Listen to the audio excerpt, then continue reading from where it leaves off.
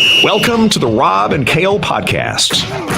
Rob Sanders. Some would be entertained by it. Some would be horrified by Kale it. Carolina Jackpot Hall. All would be interested in it. The Rob and Kale podcast.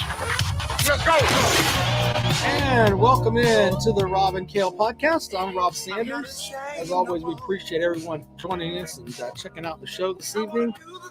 Lots of things to talk about this evening. I have to welcome in my podcast co-host. He is the man with the plan. He is in the upstate.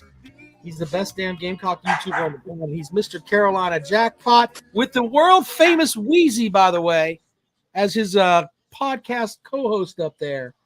She might take over my job, but welcome into the program, Mr. Jackpot. Good evening, Rob. How in the world are you? I am doing well, sir. Jacking, watching the A&E series tonight. Yeah, jacking. I was in the Jack Shack. No, I'm watching the A&E series. Were you really? I was wondering who left that door open. Yeah. No, it's the A&E series with the whole WWE thing, and I didn't realize the whole thing with John Cena and Dave Bautista. Pretty interesting stuff there. So, what do they have, beef? Well, they had they considered them a rival, like a big time rival, and I never thought of it that way, but I guess they are. Didn't they both come in about the same time? And didn't they come out of the Ohio? Yeah, they came out of OVC, OVW, and the same year, right? Same year, there was them and. Like that whole class was stupid that Jim Cornette put together down there. Benjamin, Brock Lesnar and Randy Orton. I mean, there's, I think Brock was there too, maybe. Yeah. That's damn nuts. So, yeah, watching that's been some interesting stuff there. And, so that's what's going on around the Sanders household. Kind of quiet here this evening. Shout out to the folks in the chat. Big Barney Ross, Devin Hayes, Gamecock Chuck, Randall, Brock Lee, Todd Gwynn, Papa B, Matthew Goldsmith. Thank you for checking out your show tonight. Hit the thumbs up while you're here.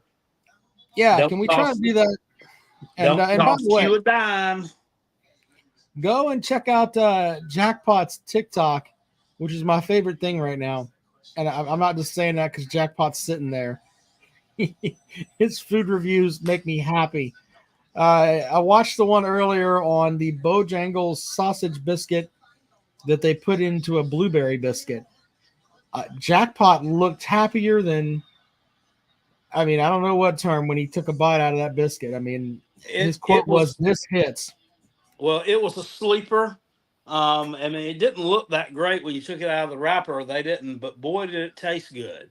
They didn't, they normally the Bowberry biscuit's supposed to have a little bit of icing on it, and this one was kind of short on the icing, but where it was short on the icing, it made up for with flavor. Yeah. Let me mute the TV over here.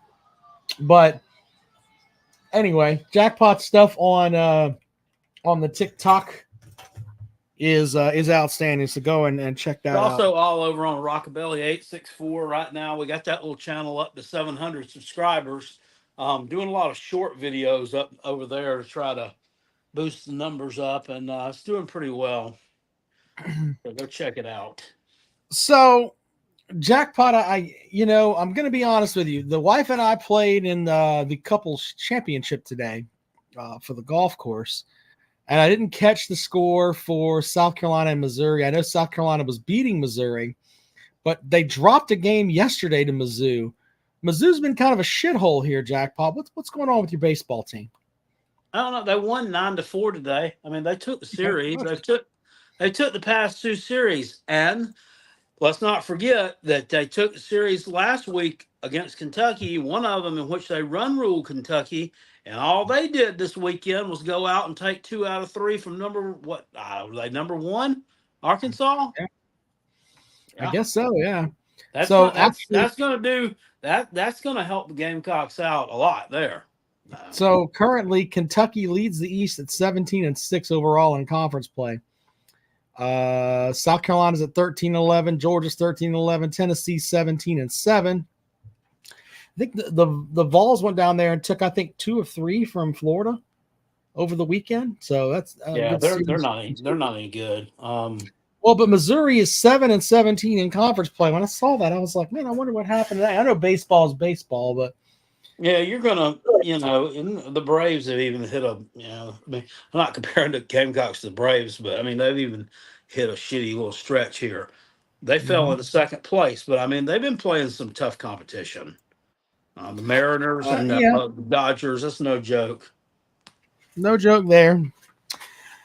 The Clemson baseball team, they're holding their own here lately, but my feelings with the Clemson baseball team, it comes down to this, and I hate to use the comrade as an example, but something that he was right about. Clemson can be great until the end of May.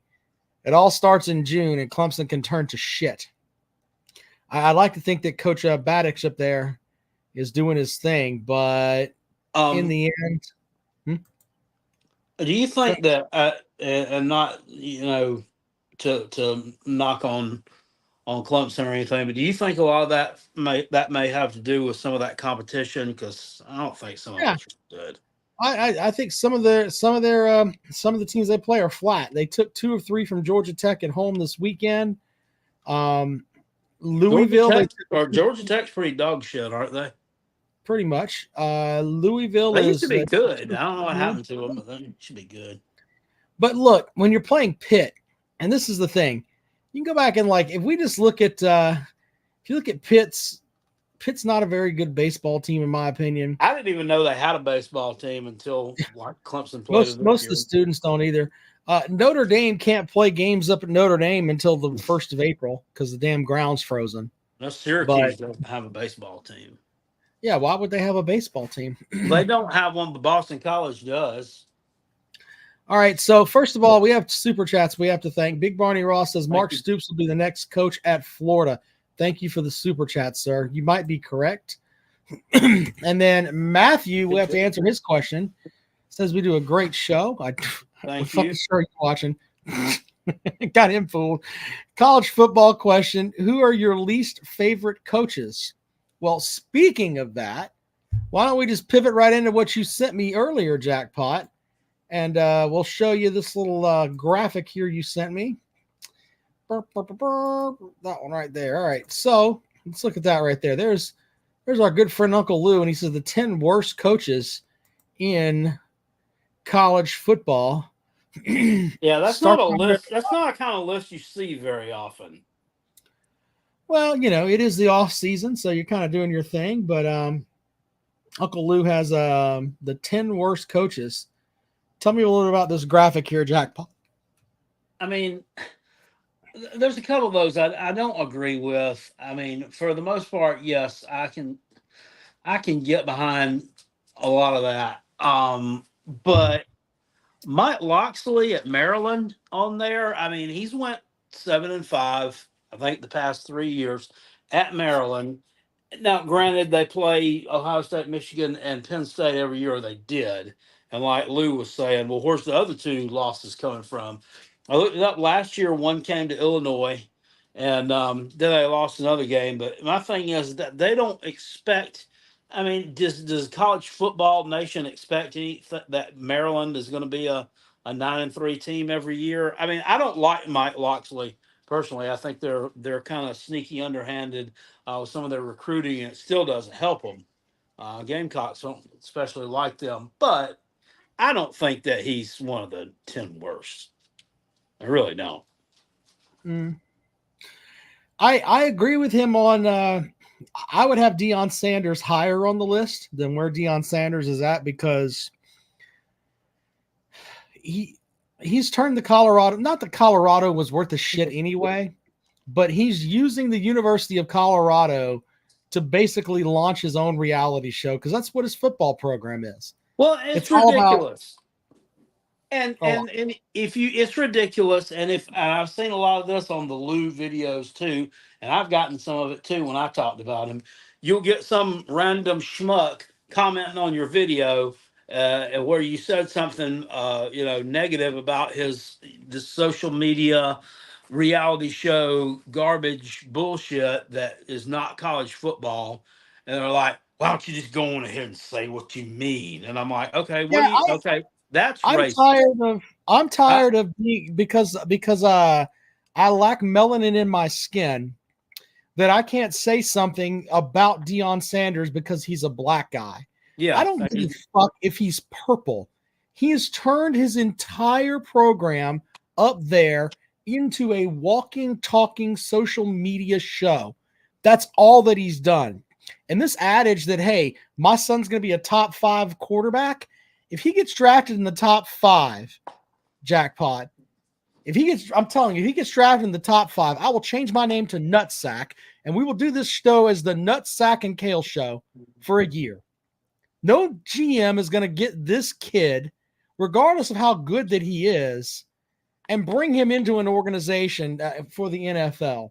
It's just not going to happen. Nobody's going to want him. You think they question Spencer Rattler's character issues when he acted like an asshole when he was 17 and they wouldn't draft him because of that? Yeah. What the fuck? I mean, we've got somebody, and now I don't think that he's necessarily. I don't think he's as big of a jerk as Dion is. He's on Twitter running his mouth to players that weren't there. What the fuck are you doing? That's not leadership. Well, I thought it was a bad look where Sanders was tweeting at like a 19-year-old who's been out of the program, who had, I guess he transferred to Austin P or somewhere, and he didn't really have any stats last year. And Sanders somebody tweeted a picture out of this guy's stats at Austin P, and they were nothing. And he tweeted it. He said, "Lord Jesus," and I'm like, really? His son tweeted out, "I don't even remember you being here," in that thread. Now I understand that he's a kid and he can do things like that, but in the end, I mean, we can. The Spencer Rattler reference is a perfect example. Dude, he's a grown ass man, Sandra. Yeah. I mean, he's not far from 60, and he's got to be. I'm just thinking back, 18, 28. He's probably in his late 50s now. What the fuck? Yeah, but his son running his mouth on Twitter too. It's still insane to me. He's 56 years old. Yeah, that's okay. That's about right. So, but the whole thing is that it's frustrating that you can't be in any kind of a thread, of a Twitter thread, X thread, whatever the hell you want to call it. You say something bad about them, and then it's, oh, you're a racist individual because you point out absolute facts. You bring facts to argument, and then, oh, you're a racist. And you know what? And I'm going to go ahead and say this too, and this may sound like a racist statement, but I really don't give a shit. Why is it that black people, and I've asked my friends that are black this, why is it that they all think they have to go and kiss the ring of Dion Sanders? What in the blue fuck has he done for you that you have to go up there and sit on the sidelines, and everybody has, if you have a platform of some sort, you have to give this guy an interview? Why? The guy won 4 fucking games last year.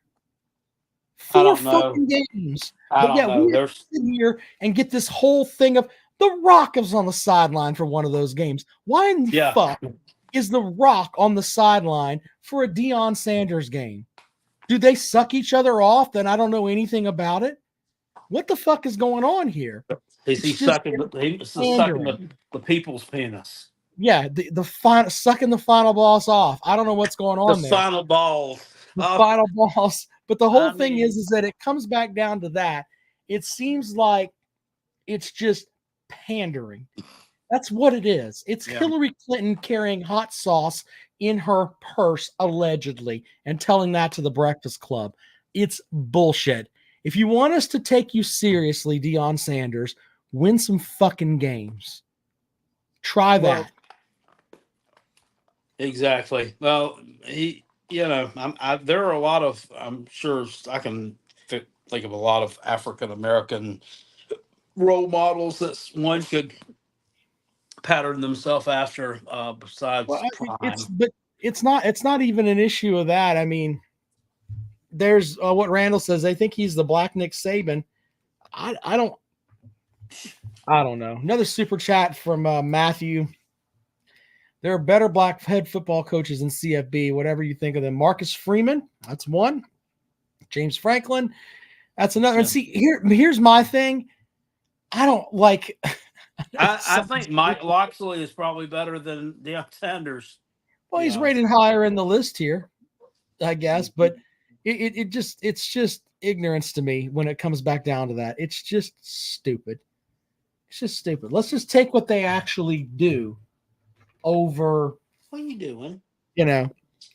what color their skin is. I don't get it. Derek Mason, 2 people in a row. Very good. Derek Mason's a hell of a coach.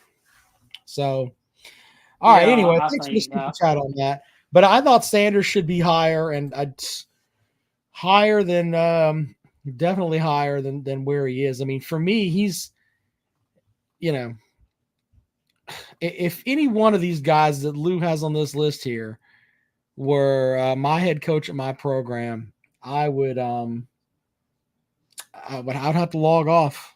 None of these guys are worth a shit. Napier, ugh. Well, Clark Lee's also number 4 there, Kenny Dillingham at Arizona State. I'm not Yeah. sold on him being the 4th worst. I mean, yeah, they didn't win a lot of games last year, but he kind of inherited a mess. If you remember, Herm Edwards, he kind of got him on probation there. Lost some scholarships and stuff for the whole they were doing, like contacting recruits during COVID, which weren't supposed to be doing, and he ended up getting let go. So that guy had to kind of clean a mess up. I think he'll be okay. These others though, this guy at Stanford, yeah. I mean, and that could probably just be because of the program he's at. Stanford's not pumping any money into football. Walters, I think, is the coach at Purdue. Same thing.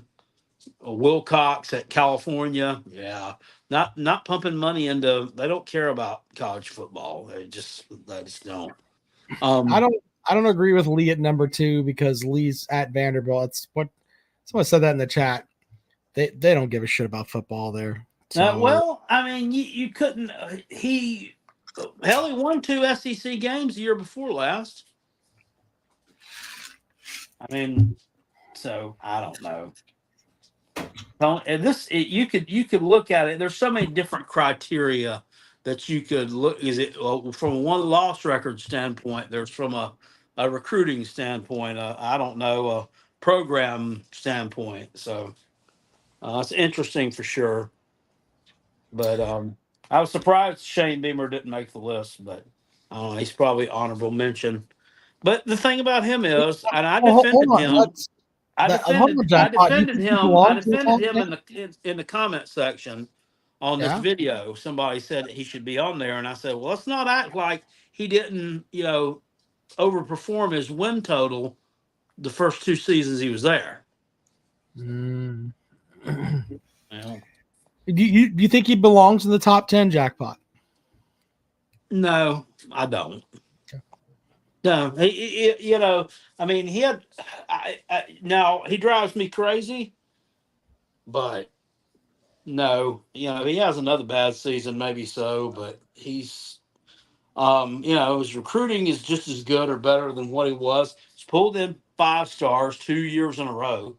I mean, there's not a lot. Will Muschamp, I don't think. Well, he pulled in a couple of 5 stars too, but.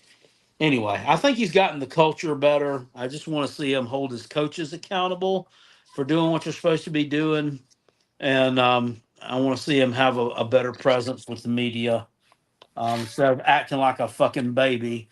And then that thing we saw this spring, he's still fucking doing it, where they asked him about, you think all that reporter did in that press conference right before the spring game, all he did was ask him, do you think there'll be any, or are you scared there might be any kind of loss of fan support or whatever after 5 and 7? It's a valid question. I mean, you can answer it. So, it tells us that we got the best fans in the world and they're going to support us. I plan he could have. Yeah, there's better ways to handle it. I plan on putting a good product on the field for them this year.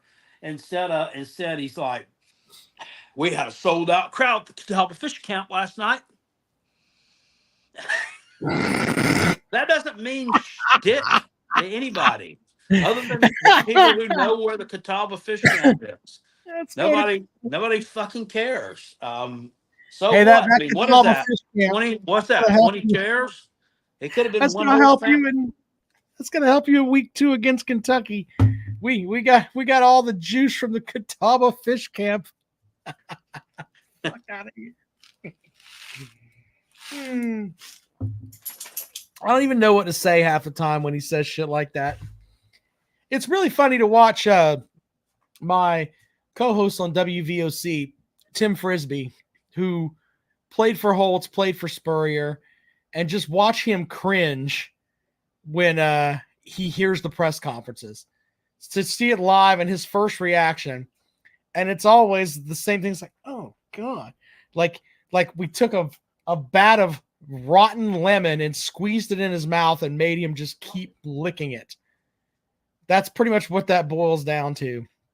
It's He knows. I mean, he's old school, and yeah. So you end up with all of that, and it's like, man, what are we doing? You know, that's kind of the vibe that we get from him. But it's like, I don't think he's in the top 10, but I think he's on the fringe. He's what is it? An ARV, also receiving votes. That's kind That's of where fair. he's at right now. By the way, with transfer portal season's wrapping, moving along, and once again, I want to squandered throw away this a lot of talent. Squandered away a lot last year with Spencer Rattler, and that was. I think that has a lot to do with. Well, it has a lot to do with the way I feel about him. I mean, Yeah. it really. Well, I think that I was talking about this the transfer portal and how it's another season where Clemson's not getting people from the transfer portal. And it's at the juncture now where you can be a really good football team and go 10-2 or 11-1 or whatever. That's one echelon. The echelon above that is going undefeated. But Clemson right now is stuck in that neutral zone of about an 8-4, 9-3 season at best, because they're not going to have the depth of everybody else. They're just not. Their ones can match up with the majority of the country. Now, I know that Georgia fans and other fans across the world will be like, oh, well, maybe not. Fine. I'm just saying, from a talent perspective, there are a lot of their ones could play for X, Y, or Z team. But in the end, their twos are playing basically at East Carolina. That's kind of where they are right now. And Clemson fans that are expecting more, you're not going to get it. And you're not going to get it under this administration, because he has bowed his neck and said, fuck you, we're not doing that. And they're not going to do it. And until he does, AJ says, Jackpot, what are you hearing about Sellers' development and where he is at heading into his first year as a starter? Well, I don't think they've even named him the starter yet, but I think that he is going to be the starter. I mean, that's obvious. From what I can tell about him, I think he just needs to continue to work on his throw game. So I mean, he's gotten two more wide receivers out of he didn't get them. Beamer got two more receivers out of the transfer portal that'll help him. The one, the guy from Nevada, the 6'4", 220-pounder. Now I think that guy could make an immediate impact this year. He's going to have to. He's a super senior. But the other kid, the 6 foot, 180-pound Vandravius Jacobs from Florida State. This guy was a 4-star coming out of West Palm, and the Seminole fans were not happy to see him go. I think they thought he was definitely someone with a huge upside.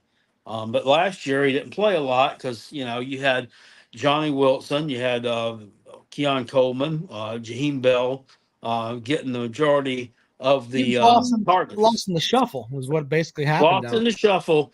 Yeah. And so I think that guy could be, look out for that one this year. I think he could emerge as a playmaker. Here's the thing, though. We goof on Shane Beamer, but at least Beamer's trying when it comes to the portal. Dabo Sweeney's not. He's watching his guys that he recruited and he molded into the players that he supposedly wanted leave the program and go in other spots. And what is he doing? Nothing. And No, that worked great for him from whenever until 2020 or whatever. right. Um, but and then that worked fine. But now everybody else is using the transfer portal. They're using it where they might have a little bit of a weakness here or there that they need to supplant, or they need to plug in a guy that had some experience to shore up, and they're doing it now. Those weak areas he's got, he don't have that. He's just Right. going to try to plug in somebody else off the bench. Right. Well, he claims that his words are our transfer portal are the guys that we recruit. Just fucking stop that. That is the dumbest shit that he has ever said. The logic behind that is just stupidity. Hey, let's not take the brand that we've made, which is a national brand right now.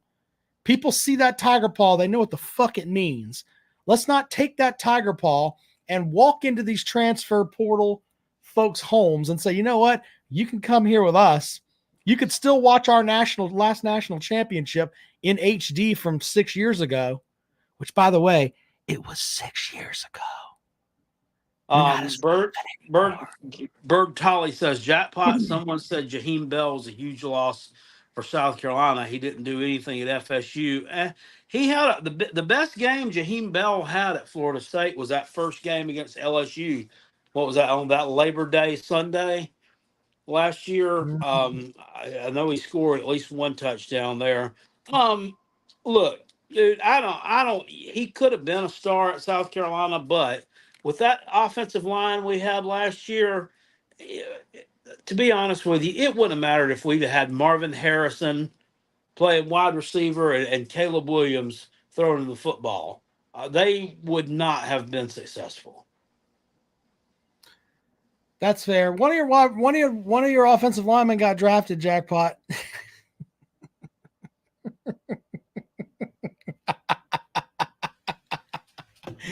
I'm picking at you, jackpot. Yeah, I mean, I guess they saw something they liked in him. Nick Gargiulo, I always gave him shit. I didn't think he was very good. Yeah. But I guess on film, maybe it was some of the other guys making him look bad. Yeah. He came to South Carolina. He had a huge upside. He was from Yale. Yale only has one captain. And he was the captain. He was all conference. I mean, good sized guy, had a huge motor. He looked the damn part. I mean, good luck to Papa him. B says, I think using the portal too much can destroy a program in the long term. And that may be correct. I'm not saying go out and do what Florida State did, where it's, every season you don't know what the fuck you got, but going out and getting some guys, we can use Keon Coleman as an example. You think Clemson would have been better last year if they had Coleman as a wide receiver? Yeah. Fuck yeah. Fuck yeah, exactly. And they could have gotten him with the NIL money and all that shit. They could have gotten him, or a guy like him. Jesus, but not even trying. That's the shit. I saw something on YouTube the other day, or Twitter, maybe it was, that was giving him props for giving credit to Michigan State, which is where he came from. Before he was at Florida State, he was there for 3 years, and they were showing him he was in an NFL. He was in an interview. They interview these guys. These teams do, I guess, before they decide they want to pick them. And he was in an interview with whatever team. I don't know if it was the one that ended up picking him or not, but they asked him. They said, "What, what helped you grow the most as a player?" Something along those lines. He's like, my time at Michigan State. He's like, just learning how to study and watch film and watch other guys' tendencies and stuff. And I was like, that guy kind of gets it. I mean, he didn't sit here and take a shit all over the school that he came from. Right. Yeah, now he became kind of a breakout star at Florida State because it's Florida State. But he was a star at Michigan State as well. Yeah. Just nobody really saw it and nobody cared because they were terrible. Right. because they are terrible. But I just it's frustrating to me, and we've talked about that. That's a program there. That's one of those sleeping giants. I What, gotta Michigan think. State? I gotta think it is. I think Jonathan Smith will do a heck of a job there. Yeah, well, I mean, he turned the Beeve into a winner. I mean that team was absolute ass, man, for a long time. The bottom of the Pac-12, and so yeah, I think he'll do a good job at Michigan State. Jerry says, "Did y'all hear about the whole Rush Propst deal?" I I heard know something Probst. about that. I'm looking it up right now. Rush Probst, because that guy's a scumbag. Let's see here. Yeah, He's Matthew currently says, the head. look at Mel Tugger's contract. That's true. He had a freaking. They were paying him close to damn $10 million a year to play with it on the telephone So and not coach football. Rush Probst stepped down at Pell City's head football coach after just one season. Probst told AL.com late Friday afternoon he felt it was just the right thing to do. It's become a distraction That's in here. Florida, right? Pell City is in Alabama, I believe. Okay. Could be wrong about that. He goes, it's not good for our kids. I feel like it's the right thing to do. I'm always going to stand by my players and do the right thing for my players. And at this time, I feel this is the right time. A special meeting of the Board of Education was called Friday to accept his resignation and the resignation of his wife, Stephanie, a 12-month secretary at the school. Oh, shit. On April 24th, another special called meeting, Probst survived an attempt to oust him as the team's coach when no one on the board made a motion on an action item to renew his contract. They went 1-9 in his first season with one forfeit, but showed an improvement in competitiveness over the 2022 team. In a resignation letter posted on social media, Probst said the decision to step down was mine and mine alone. I believe this is the best path for our team, my family, and the entire Pell City school system. He told AL.com he plans to stay in Pell City for the near future, though he also said he does plan to coach again at some point. He says, right now I have a son who will be a senior on the football team and a daughter graduating this month. I'm going to stay right here and be a parent and a supporter and see what I can do from the outside. I'll probably be a member of the booster club and those kind of things. I'm going to help our kids any way that I can. That guy's fucking stupid. What a mess. What was he? Was he some kind of?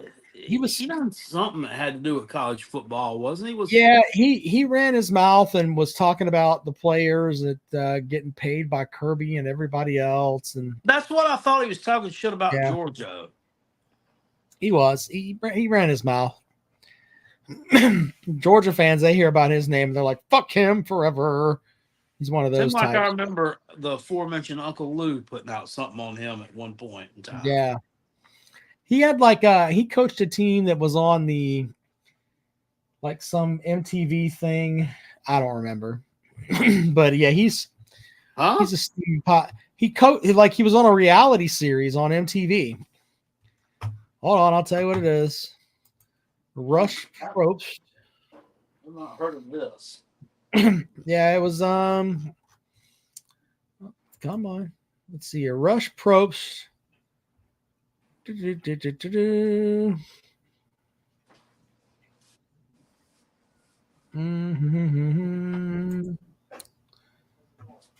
Personal life, coaching career. He was, what was the name of the he was on some, god damn it, I don't remember what it was, but he was on some he coached now I'm feeling stupid. Let's see here. It's not showing up here, but it was on some on MTV, and they followed the team around. They're saying over in the comments. Yeah, well, two a days is correct. There you go. But it was he was basically recruiting kids to come into the school. I mean, it was pretty shitty what he did, but yeah. I haven't watched any of all these documentaries I did on Netflix. I haven't watched from beginning to end, but like the Florida Gator documentary. I I haven't even watched any of that. I started watching the Johnny Well, Gunn show. the Florida Gator one brings you back PTSD about what they used to do to you. You don't want to watch that. Hey, buddy. Dad, with the baby.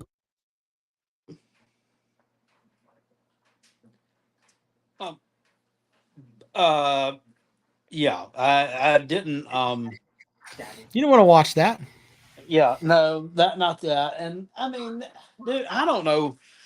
I don't know what it is with me anymore. I don't know if I've got like ADHD or something, but I can't watch anything for that long anymore. I like the short YouTube videos. I like the shorts, the little ones that are a minute or under. I like watching those. I don't know why I don't have a long attention span. So I did start watching the movie The Irishman. I don't know if you've ever seen that. Yeah, it's like 4 hours long. That's a really good movie, though. It's caught me up. It's grabbed me with its tentacles. I've gotten caught up in its web of words. So, down about an hour through that one so far. But yeah, I'm gonna watch that. But I like those movies. Is a football game the longest you'll sit still and watch something? Probably Yeah, so. I think I'm about in that juncture too. Is everybody happy about my announcement I made the other day on the video that, barring any unforeseen circumstances, a Jackpot would be live streaming the Gamecocks games this fall? So I'm stoked about that. I'm ready to go back to delivering those tater chips. I'll be going back next week on Monday. So You get a week excited. off, or you just gonna be? No, I am currently working out a notice at my other place of employment. Good. I didn't know if they were like, "Fuck you, you're out." That's cool. No, they were just like, fuck you. They said, fuck you, but stay. No, Yeah, they're fuck you, out but 'cause- stay. Yeah. Uh, God, today some motherfucker ran out today with $500 worth of fucking shoes. Tim Frisbee with a good comment here. Short attention span theater for Carolina Jackpot. Very good, sir. Very good. Thanks Yeah, for checking good. out the show there, Tim. Thank Yeah, you, I Pops. I don't know. I think about it, and it's like that's about where I'm at too. Watching maybe a football game is pretty much it. So I will be taking. Go ahead. Todd says same route or different one. It'd be different. I'm going to be closer to home this time with my route, so it'll be somewhere in our Greenville, Spartanburg area. Jerry says, "Will they fill my position?" Yeah, they will. They have to. My I will be going to the Darlington race next week with my son. Yeah. He's over there. My son's autistic. The first time he sat down for more than 2 hours at a time was at a NASCAR. Did you go to that last year or the year went before? to the one in September. And so we're going to be watching that. We're going to go to the race next Sunday. And that's the boy's thing. He likes NASCAR now. I've never been like a NASCAR guy, but the boy likes it. So we'll take him. And you go to one of those things, it's like an event, but it's weird because you get so drawn into the race anyway, and you almost feel like you're part of it. So I've never been to a NASCAR race before. I've been to some dirt track races, and I've been to a race at the Greenville Pickens Speedway before. But I know my mom and daddy used to go to races back in the day. This is like in the early 70s. I'm talking about before I was born. I know they went to may have went to Talladega. I know for sure they went to Darlington before, and maybe Rockingham. But anyway, they sat some of the races. They sat down real close. I don't know, less than 10 rows back from the track, and I remember Daddy talking about that you'd have to as soon as you got home you had to take a bath, so because you'd be covered in just black shit. Off their tires and everything else. Yeah, that's crazy. I never really thought about it like that, but yeah. So when we went last September, what was so cool about it was My friend Carl is like almost like a NASCAR ambassador. That's his thing. He likes to take people to races and It's not whatever. Carl Childers from No. Hey, Bubba. okay. Whatever Yeah, swing blade is it? It's Crazy Carl, my drinking buddy, but Carl's a gentleman. I think he's in his late 60s, but he set us up with, made sure we got the right tickets and all that stuff. And we got the headsets, which is really cool because the headsets, you can actually hear what's going on inside the car. So you can tune to whatever driver's out there and, figure out what's going on, which is kind of neat. And a lot of them, let's just be honest, they will say some things that are colorful. Let's just leave it at that. Mm-hmm. So there's that. As far as someone asked, my son is 17. His favorite driver he doesn't really have one. He does like the Ford cars. So I'll give him that. He likes his Ford t-shirt and everything else. But I forgot. I'm sure my mom and dad also went to Charlotte. They got that. Yeah. Right there. Charlotte, North Wilkesboro was another one that place is just it's abandoned now. Yeah, they got rid of that one. North Wilkesboro, Bristol, there was Martinsville, Virginia. They have a racetrack in the Poconos. The Poconos have a race. Yeah. I don't know if they still do it. I guess they do. Yeah. Watkins Glen, and that was the one. Yeah, Watkins Glen's like a road course. Yeah. Yeah, that's in New York, right? Yeah. I think the other thing that I noticed about everybody was all happy and friendly and everything. So it was like, I give Gamecock fans shit, but if you go to a Gamecock game, you go to a tailgate, everybody's going to be happy to see you, blah, blah, blah, that kind of thing. But the way the fans took it, like, for some reason, everyone hated Bubba Wallace. I know there's the whole thing with the noose and all that shit, but whatever. This guy comes out and they booed him like he was Ric Flair. Like when Flair was a heel, they fucking hated him. And he's still walking to his car and smiling and waving. And I'm like, damn. But they really hated him. And that was, for me, that was cool because, there were real life, faces and heels. There were some drivers people liked, and there were some drivers people just didn't fucking like. And they were happy to let you know. Will Eubanks says they brought North Wilkesboro back. He's going in 2 weeks. They fixed it during. Okay, I didn't know that. Yeah. So anyway, I'll be going to that Rock race. Lee next says, week. I know he likes biscuits and mustard, but do you think Carl Childers would like Bowberry biscuits? No, because it's not biscuits and mustard. I don't get the whole thing with the sausage biscuit with the blueberries, but some people like it's it. so good. It tastes like it tastes like blueberry pancakes at Cracker Barrel, and if you had the sausage patties there with them, it's good. Yeah.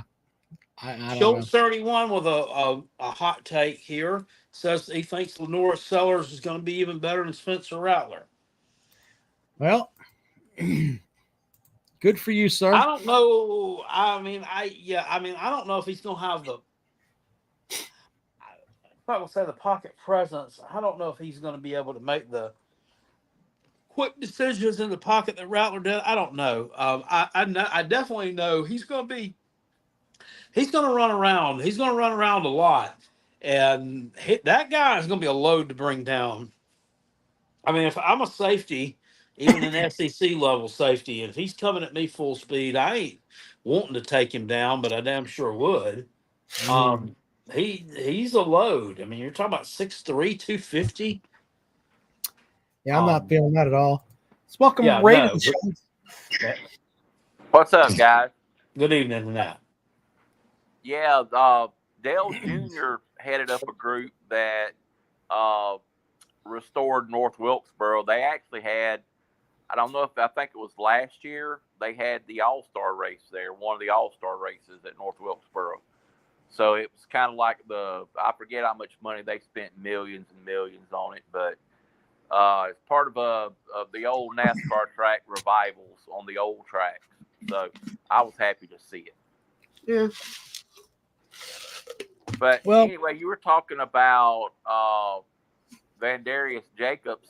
Basically, what happened was, you're right. There was just a lot of talent in front of him, and we recruited well, and we've done pretty well in the portal again. And we weren't really counting on him this year. He was probably going to be another year down the road before we started counting on him. But he's got a lot of ability, so he just needs snaps. So who would have come in this year from the portal well, to we got a kid from Alabama. The names are escaping me. We got a transfer from Alabama, a transfer from LSU. Plus, with Hakeem Williams is on his second year, he was a 5-star. So, I mean, and we already had a couple of upperclassmen that were due to step up. So, That's crazy that LSU had transfers at wide receiver, but it's not. Brian Thomas and Malik Neighbors, both of them are gone.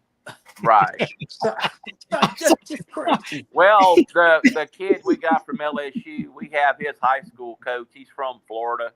We hired his high school coach, Pat Surtain, as a DB coach, and he coached him in high school. That's one of the reasons he came over.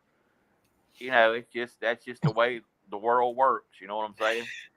Are they, Billy? Are they mature enough to play in a bowl game? Well, it is what it is. I'm sorry. That's really funny. Yeah, we suck. We probably will never win another game. You know how it is. We're a terrible program. Nobody said you wouldn't win another game. A terrible coach. He's awful. I tell you what, if you keep up with your current bowl policy, you won't win a fucking bowl game while he's there. I guarantee you that. You run your third stringers out. Honestly, at the end of the day, I wish it wouldn't have went down like that. But at the end of the day, it was a meaningless game. It didn't mean anything. So, it would have been interesting to go back if that injury hadn't happened. It'd be interesting to see. I mean, what might have been. Oh, absolutely. Yeah. I mean, they'd have been in the playoffs for sure. You would think so. They would have beaten Louisville by 3 scores. Or more. And would have beaten Florida by at least 14 to 21 points. Right. Yeah, he was a big loss. I mean, it is what it is. But we'll see how everything goes in the future. We didn't have it. I mean, we hadn't really signed any kids in the spring portal. We got a couple of kids that are on campus this weekend, but the first portal period we really loaded up. So, and we're actually over the scholarship limit, so we've got to find a way to either cut some kids loose or basically put them on preferred walk-ons and let NIL pay their scholarship to get under the limit. And that's kind of what everybody's doing now. Yeah, he's going to have to pull him a Dion Sanders or somebody. Yeah, well, Dion, don't get me started on that guy. Man, if there's one thing me and Uncle Lou agree on, which is not very many things, it's our opinion of Dion Sanders. And is he an embarrassment? I mean, what's your feeling on him being from Florida State? I mean, basically, if you want to know the truth about it, Jackpot, Dion Sanders, from day one he stepped on campus, I believe it was 1981 or 2. He's been all about himself. It's all self-promotion. He's never changed. Now, was he a heck of a player? Oh, my God. He's probably the best to ever play that position in NFL, probably, and college. You can't take anything away from the guy's ability to play, but he's not a football coach.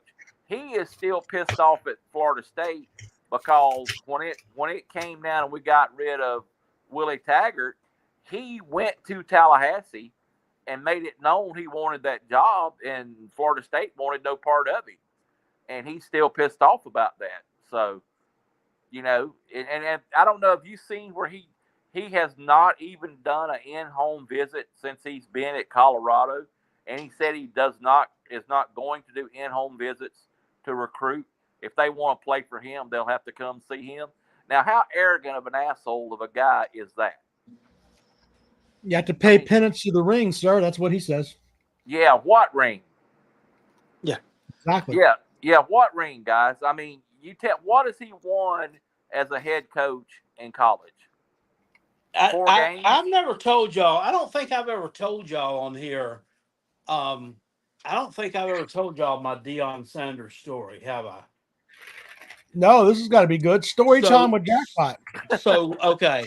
So set the stage. So this was 1988, right?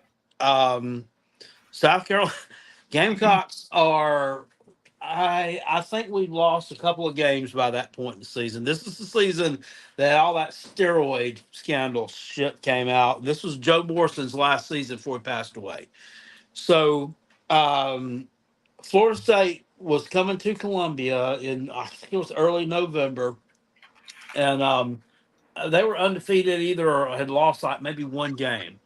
And that was the year that they had beat Clemson at Death Valley, where Dion Sanders said he was going to take a punt to the house, and he did.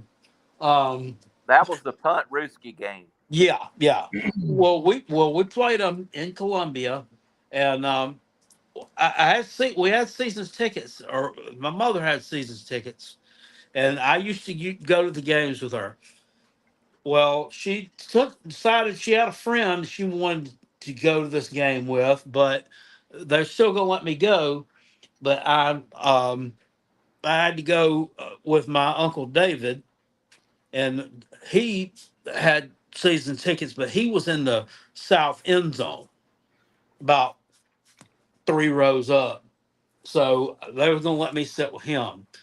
And that's fine because I liked him. I like cutting up, and he wasn't that much. I don't know how old I was then. I was like 13. This guy was like 21, 22. He weren't that much older. He was college age. But anyway, well, they were warming up before the game, and he was drunk. I mean, already, and had probably been drunk for most of the day. Um, Truth be told, and they were warming up down in that area, and he was talking shit to Dion Sanders before the game, just yelling at him, "You suck! You suck, Dion! Dion! Dion!" And this is his big redneck. I'm thinking, shut up, man. I'm like, so you gonna come up here and kick your ass? And, oh, you suck, Dion. Anyway, right before they ran in to the locker room from their warm ups to get ready or whatever, there was about half hour before the game. He comes over there because we had come down to the rail there to watch him, takes his towel off. This is a true story. Takes a towel off from that he had here, throws it to him, and Uncle David caught it, and I guess he still got this towel to this day. I hadn't asked him about it in a long time. He's like, so I won't need this. He said, next time you see it, it'll be in the end zone. Y'all suck. Ah! And damn it, if he didn't take a punt back for a touchdown in that game. But it was in the other end zone. Right. And we lost 59-0. And we were ranked. I put that in one of my. I put that in one of my top Willis 10. Was the quarterback at that time. Who? Peter? Yeah, it was Peter Tom Willis, and I had never been to a game when South Carolina played Florida State before, and their band wasn't that far away set from where we were at, and I mean, I just kept hearing that. Dun, dun, dun, dun, dun, dun, dun, dun, dun, dun, dun, dun. I'm like, God damn, I'm sick of this. And we finally left. I mean, in the third quarter, it's like 49-0 or 45-0. What I mean, it's like this is just a joke. Yeah, Todd Ellis looked like I think like Peter he was Tom lost. probably threw for 400 yards that game. I don't know how many touchdowns. And Yeah, South he Carolina, did. And I was thinking, who is this guy? I forget who their DC was, but he blitzed and blitzed and blitzed. It's probably it was Joe Lee Dunn. It was Joe Lee Dunn. Yeah, he blitzed and we burned them for touchdown after touchdown after touchdown. And I also believe South Carolina had several turnovers in that game as well. Yeah, we did. We went. I mean, we were. I think we were 3 and out the first time we had the ball, and the punt got blocked, Right. and they scooped it up and scored. And I was like, it's still on YouTube today. And I'm like, oh my God, this is going to be bad, isn't it? Yeah, it was bad. Well, All right, you hey, know, Ray, we gotta get ready to move all on, right, man. guys, you have a I wonderful day, appreciate man. See you, Ray. it a Later. lot. Got lots of folks that want to join the program this evening. Let's bring on Octavian. Octavian, what's up, buddy? I really wanted y'all to put me on with Mr. Ray right there. I just want to let him know that I just got a message for him that Florida State is fucking ass and they're trash and I really just despise their program and they really are horrible to me. You know, I really wish you would have let me on with them. Oh, Fuck Florida my State. bad. Okay. That's all I have to say. Fuck Florida State. Fuck Tennessee. Fuck Georgia. Go Gators. And fuck South Carolina too. All right. Well, thanks for joining the program. Well, Have a fuck great you. day. And fuck yourself on the way out. Billy, welcome to the program. Octavian with words of wisdom. I wanted to talk to him about, it's one thing to run rule a high school or community college, but to be a Division I team with baseball like there is at Florida and to get run ruled 16-3, how do you do that? Who got run rules? Florida did. Tennessee run ruled them yesterday. They scored 11 runs in the second inning. South Carolina run ruled Kentucky the last week on Saturday, and hell, they were ranked like number 4. And on top of that, Tennessee took 2 games out of 3, but Lipscomb beat Tennessee. I mean, Tennessee's a terrible team. Florida should have at least won the series. Watch out, Lipscomb. Clemson barnstorms the court when they beat them in the NIT. Real quick Dion story. I lived in Gainesville in late 80s. Maybe it wasn't Lipscomb. It was Morehead State, sir. No, you lost to Belmont. them. It was Belmont. Belmont. There we Belmont. go. The Christian school of 200 out of Nashville. Don't be mocking Christian schools, sir. We're not going to sit here and let you mock. I Jesus. didn't. I graduated from a private Christian school. So anyway, real quick Dion story. I lived in Gainesville, Florida in the late 80s. FSU came to town. Dion's on the team, and he needs 2 more interceptions to break the all-time FSU interception record. He drives up in a stretched limousine, comes out with top hat, tails, and has 2 boxes of Morton salt under her arm. They asked him. This was actually on the news. They asked him, "What's this for?" He said he liked salt on his gator tail. And then they asked him, was he going to be able to break the interception record here at Florida today? He said, there's no way. Head coach for Florida, Gaynell Hall at the time, he said, he'd be a fool to throw in my direction. So no, he said, it won't be here. But that was that. Who do you think was the bigger asshole as far as in terms of Florida type people between Dion Sanders and Jameis Winston?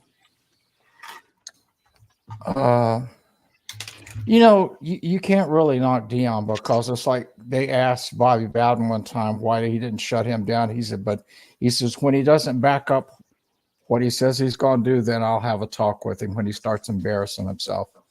But people don't realize when he was in college, he was playing 3A ball for the Yankees. So he was doing it. He's the only athlete in pro sports to hit a grand slam and score a touchdown in the same week. So I guess, he was,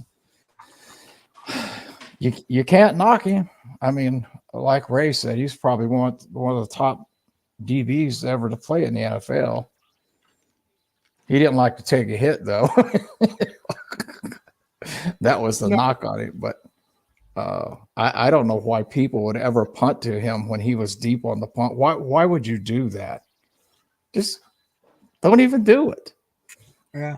Don't even do it. They asked him one time why he was so fast. He said when he was a kid, where he lived in South Florida, he lived on the other side of down the road on the other side of the cemetery. And he said when it got dark, he knew he was late. So he'd cut across the cemetery. And he would run as fast as he could because he was afraid of cemetery, and he'd hide in a ditch. And when the cars would come, he'd try to run ahead of the car lights. Now that's a Dion story. That's why his his trolling stuff. But yeah. Do y'all know how he got back and forth between playing baseball and then 2-a-days in the fall for practicing football there in No. Atlanta? I don't know. He was on. He. I know he took a plane. From, No. He was up here in North Georgia, and I can't think if it's close by where I live. The TV stations, the anchors, the live eye in the sky guys would shuttle him back and forth. So they'd pick him up in North Georgia at their fall practice camp. that Sewanee. Yeah, no, that's in Tennessee. I can't think of it. Sewanee, Georgia is where the Falcons had a. Okay, that's where it was. There's a Sewanee University over here in Tennessee. Yeah, Sewanee, Georgia is where That's the Falcons mini camp and stuff Yep. is at. The That's Panthers used to do it in Spartanburg. Yep, that's it. Maybe And they what it still was do. is the news helicopters would shuttle him back and forth, and they took care of that for him. So anyway, I'll get off here. And Will Eubanks says Flowery Branch, home of Yep. Connor Shaw. that's up there. Talk to y'all later. Have a good evening. Thank you. All right, buddy. Well, there you go, Jackpot. What else we got for tonight's show, man? You got anything you're looking forward to this week? Man, I'm telling you, I don't. It's kind of. There was the Kentucky Derby yesterday. Did they have that yesterday? Yep.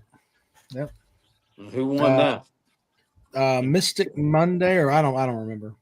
Oh. Sierra Leone was the second place horse who had ties to Clemson.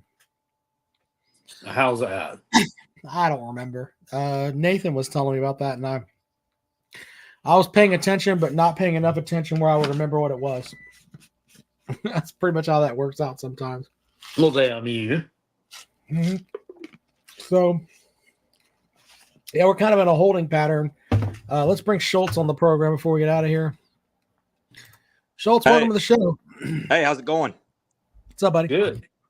So what that FSU fan was talking about back there with Dion, I've always thought Dion, his beef with FSU is it's absolutely ridiculous. I mean, he coached at the FCS level, and he'd only coached 1 year. Heck, I don't even know if he had coached a year at that point. And I mean, imagine if y'all remember when Jamie Chadwell was at Charleston Southern before he ended up at Coastal? Right. Yep. Yeah. Imagine if Carolina had gone and hired Chadwell while he was at Charleston Southern. Do you know how much backlash we would have gotten for that? Yeah, I'm with you on that. I also think people would probably have gotten more excited about Will Muschamp getting fired, but go ahead. Yeah. Yeah, no, I mean, seriously though, it's. Well, there's other things too, like that about, like, I think Sanders is a clown, but the He stuff doesn't at want to Jackson recruit. State too was he had all these top level supposedly coaches come in, and he was really great at that level. But there was talks about like he didn't take a salary there because he wanted the money to go back into the program, and I mean it was just everything is it's like a long drawn out conversation with him. There's nothing that's just black and white. That's a weird term to use. There's nothing that's yes or no with him. Everything is drama. Is the way it boils down to it. I mean, let's just be honest. I mean, FSU is a prestigious program, and if they had hired an FCS head coach like that who had only spent 1 year, I mean, I was already critical enough of Colorado hiring him, and he doesn't want to recruit there. He's only got 6 high school kids coming in, but Dion, it would have ruined his reputation too. We saw what happened at Nebraska with Scott Frost. You know, that ruined his reputation as a player there because he failed as a head coach. Why would FSU want to gamble and hire someone just because they were a legendary player? Because if it doesn't go well, which it wouldn't have, especially since he'd only spent 1 year at the FCS level, you know, it would have backfired immediately, and they would have had to fire one of their most well-known players of all time. I mean, such a Yeah, and they legendary player. definitely would have fired him because, for that. I think that he would be on a much shorter leash at Florida State than at Colorado because Florida State quite simply cares more about winning football games. But with it being Florida State, that's a brand. Colorado isn't a brand. No, it's not. He's turned it into a brand. But I mean, that was Florida State versus Colorado. I mean, that's like different. That's like Goodwill and versus Neiman Marcus.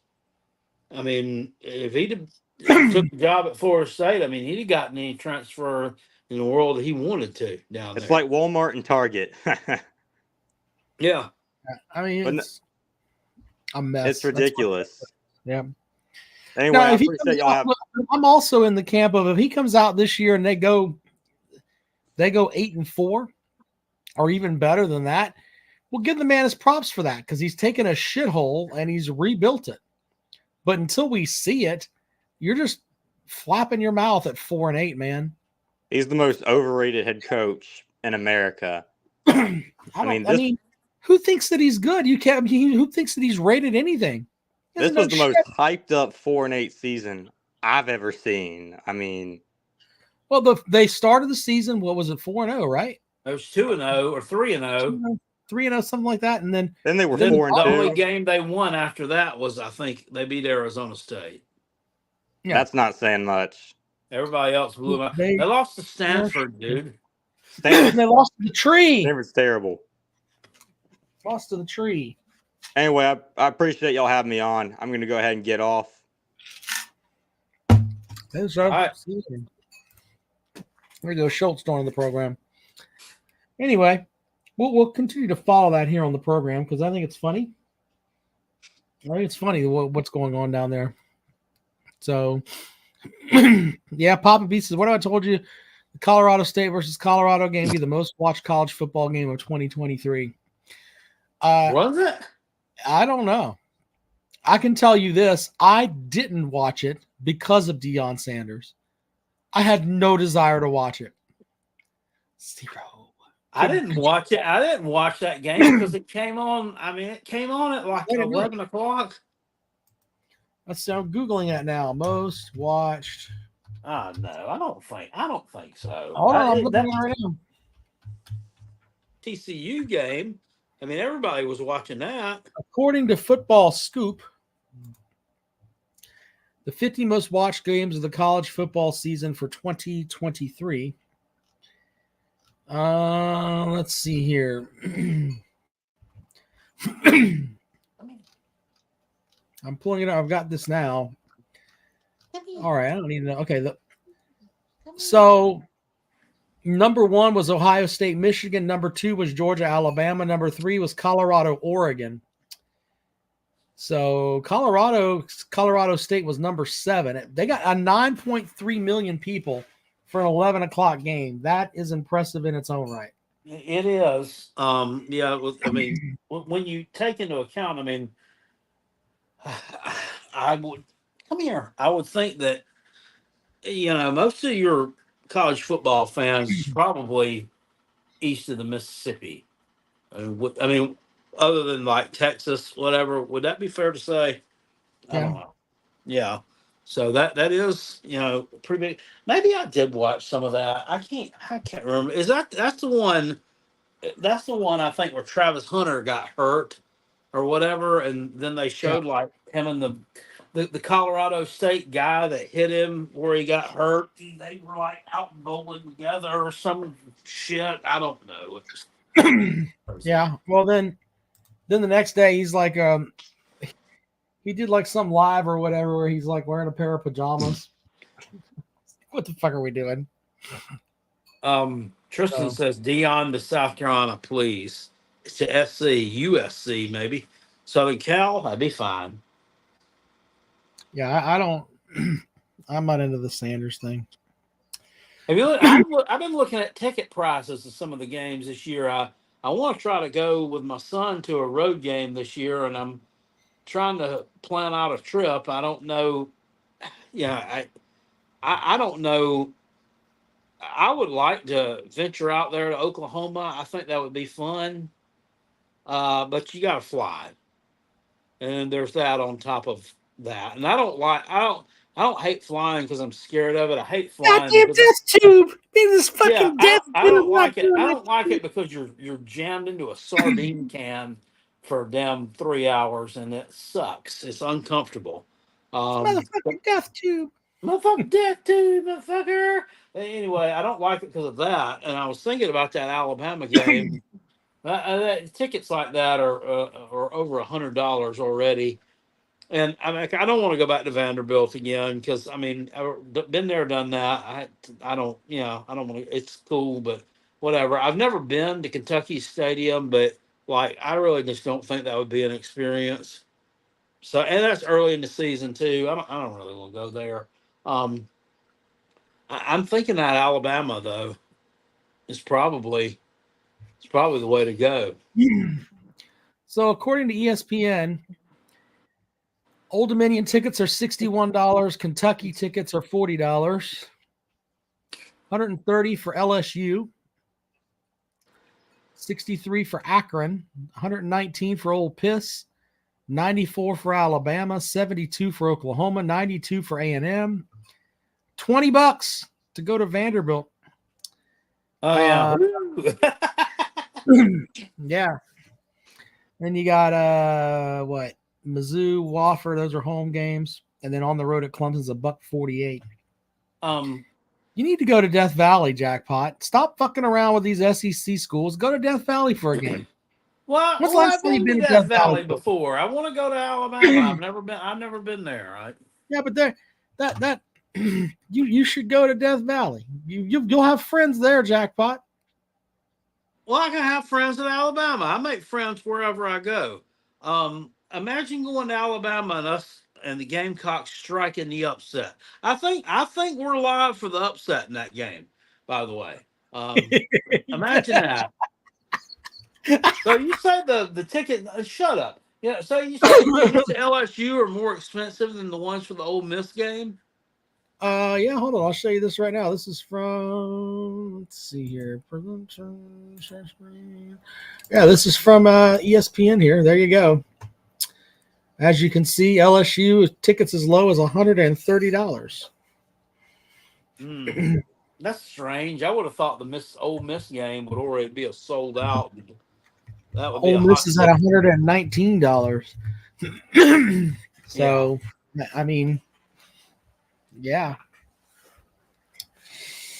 Yeah, there's that.